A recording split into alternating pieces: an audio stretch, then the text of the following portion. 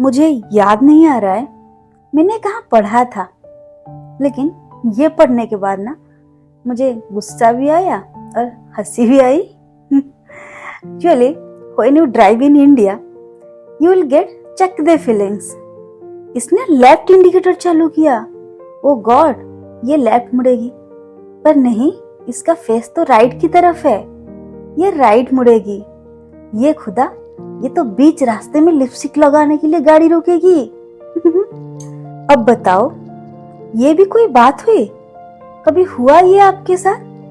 Exactly ऐसा कुछ नहीं ना, बट हमारे दिमाग में हमेशा ये इम्प्रेशन बना हुआ है कि हमारी गाड़ी के आगे अगर कोई गाड़ी है और उसमें कोई फीमेल ड्राइव कर रही है, मीन्स हमें तो उसे डिस्टेंस रखना ही रखना है, नो मैटर वो कितनी भी अच्छी ड्राइव क्यों ना कर रही हो। इट मीन्स हम ओवर जजमेंटल हो जाते हैं, है ना। लेकिन इस सिचुएशन में ओवर जजमेंटल होना तो चलता है, लेकिन कभी कभी क्या होता है पता है, किसी इंसान को देखकर उसका लुक्स, उसका टॉकिंग स्टाइल, उसका वेयरिंग स्टाइल, हम दिमाग में उस इंसान के बारे में कुछ प्रेडिक्ट कर बैठते हैं। अगर कोई इंसान भोला वाला सा है, सिंपल सा है, तो हम उसको बेवकूफ समझने लगते हैं, है ना। लेकिन आखिर वही बेवकूफ इंसान ने कभी कभी हिस्ट्री बना देता है। हाँ दोस्तों, आज हम एक ऐसे इंसान के बारे में बातें करेंगे जो एक सिंपल सा लड़का था, लेकिन आज इंटरनेट दुनिया में राज करने वाला इकलौता कंपनी गूगल का सीईओ बन गया। हाँ, वो और कोई नहीं है बल्कि हमारे देश का लड़का है, सुंदर पिचाई। तो चलिए जानते हैं कुछ अनकही बातें सुंदर पिचाई के बारे में। हेलो, हाय, नमस्ते, welcome to my YouTube channel inside legacy. दोस्तों, अगर आप चैनल पे नए हैं तो चैनल को फटाक से सब्सक्राइब कीजिए। अगर आपको हमारे वीडियो पसंद आता है तो वीडियो को बहुत सारा प्यार देके लाइक और शेयर कीजिए। चलिए शुरू करते हैं आज का कहानी।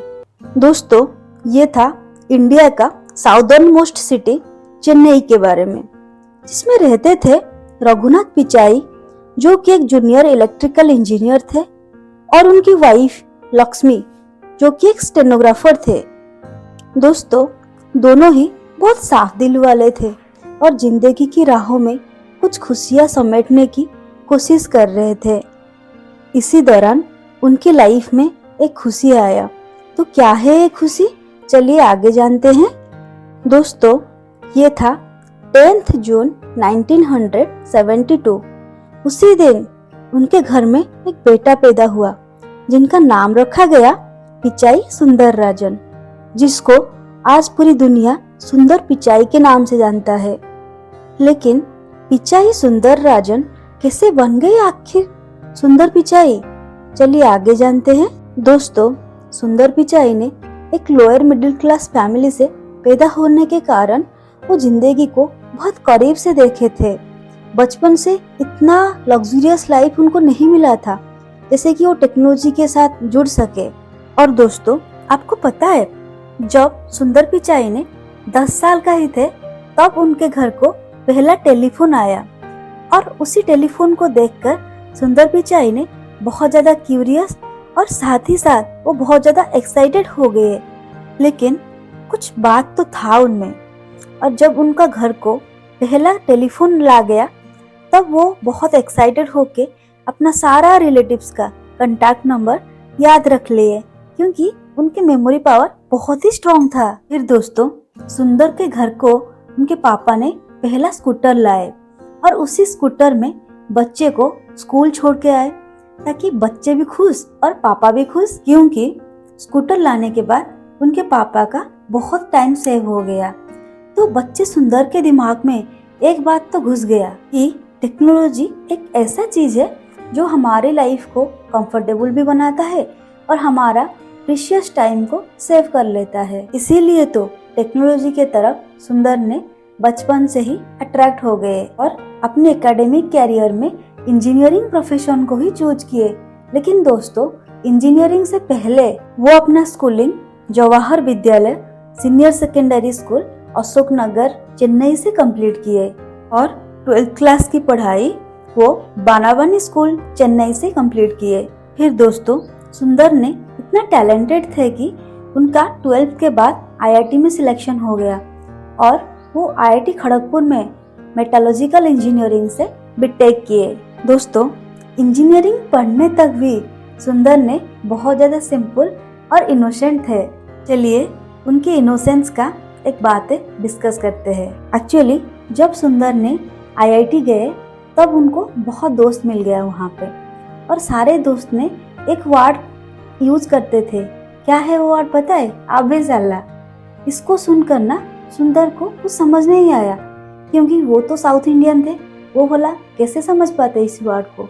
लेकिन सबसे ये बात सुनकर सुंदर ने मन ही मन सोचे ये वर्ड को लोगों ने ग्रीट करने के लिए यूज करते हैं। इसीलिए तो वो अगले दिन जब कैंटीन में खाना लेने के लिए क्यू में खड़े थे तब उनके आगे उनके एक सुपर सीनियर थे और वो सुपर सीनियर यानी 4th ईयर का स्टूडेंट को वो आबे साला करके बुलाए। तब ये बात सुनकर सुपर सीनियर को बहुत ज़्यादा गुस्सा आया और एकदम गुस्से में सुंदर को एक थप्पड़ दिया। फिर बेचारा सुंदर को ये समझ में आया कि आबे साला को लोगों ने ग्रीट करने के लिए नहीं बल्कि गालियां देने के लिए यूज करते हैं। ऐसे ही दोस्तों सुंदर पिचाई ने बहुत ज़्यादा भोले वाले तो थे लेकिन साथ ही साथ वो पढ़ाई में बहुत ही तेज थे। इसीलिए तो आईआईटी खड़गपुर में उनको सिल्वर मेडल मिला। दोस्तों ये तो था आईआईटी तक की कहानी। फिर आगे देखते हैं सुंदर ने आईआईटी से स्टैनफोर्ड कैसे गए। दोस्तों जैसे हम जानते हैं ना किसी भी चीज़ को अगर आप पूरी दिल से चाहे तो पूरी कायनात उसको मिलाने के लिए आपका मदद करता है। हाँ दोस्तों ठीक वैसा ही सुंदर को स्टैनफोर्ड यूनिवर्सिटी में एमएस करने के लिए स्टाइपेंड मिल गया। दोस्तों स्टाइपेंड मिलने के बाद भी सुंदर के सामने बहुत सारा डिफ़िकल्टीज आया, जैसे कि इंडिया से यूएस जाने का फ्लाइट टिकट का कॉस्ट उनके फादर का ईयरली सैलरी के बराबर था। फिर भी उनके फादर ने हर तरह की कोशिश किए अपने बेटा का सपना पूरा करने के लिए और इसीलिए वो अपनी कंपनी से रिक्वेस्ट करके 1 ईयर का सैलरी एडवांस में लाए और फ्लाइट में ज़्यादा लगेज तो अलाउड नहीं था। फिर भी एक बैकपैक तो लेना था और एक बैकपैक का खर्चा उनके फादर का मंथली सैलरी के बराबर था। हाँ दोस्तों बहुत ही मुश्किल से सुंदर ने अपने सपने की राहें पार करके इंडिया से यूएस पहुंच गए और जब उनके फ्लाइट कैलिफोर्निया लैंड किया तब उनको पता चला कि कैलिफोर्निया कितनी कॉस्टली सिटी है। वहाँ पे तो एक एक फ़ोन कॉल की कॉस्ट $2 पर मिनट था जिसको सुंदर हमेशा अफोर्ड नहीं कर पा रहे थे।